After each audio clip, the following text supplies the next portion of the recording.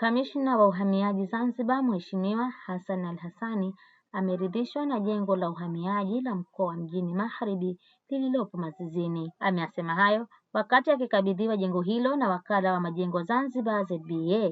Amesema kuwa ofisi hizo zitasaidia kutatua changamoto kwa wananchi wanaofuata huduma hizo kwa masafa marefu. Sambamba na hayo, amesema wahamiaji imejipanga katika kuhakikisha inatoa huduma kwa ufasaha na wakati sahihi. Kwa hivyo leo hii tumekuja kwenye makabidhiano.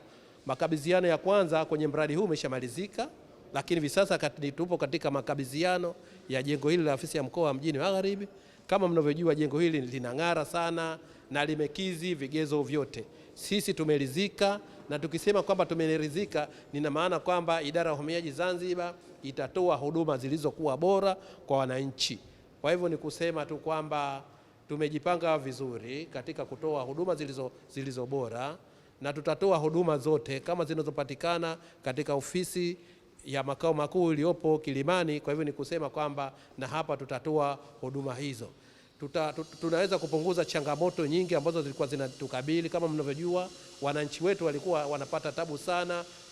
Kuna huduma zinatakiwa wakimbilie katika jengo letu lililopo Kwerekwe, lakini kutokana na ufinyu wa jengo hilo wanakimbilia katika ofisi yetu iliyopo Kilimani makao makuu, kitu ambacho hawapaswi kufanya hivyo. Kwa upande wake, Mhandisi Salim Vita Juma kutoka Wakala wa Majengo Zanzibar amezitaka taasisi za serikali kuwapatia kazi za usimamizi, kwani wanatoa huduma kwa bei nafuu. Lakini vile linatoa wito kwa taasisi za serikali kwamba ziweze kutuamini na kuendelea kutupa kazi za usimamizi pamoja na utayarishaji wa michoro, kwani sisi tunatoa huduma kwa gharama nafuu kabisa na katika muda uliokuwa muafaka na kwa uhakiki na ubora unaotakiwa. Msimamizi wa ujenzi huo, Injinia Ali Mbaruku Juma, amewataka watumiaji wa jengo hilo waweze kulitunza ili liweze kudumu kwa muda mrefu. Unajua, hili jengo ni jengo la kileo, jengo la kisasa.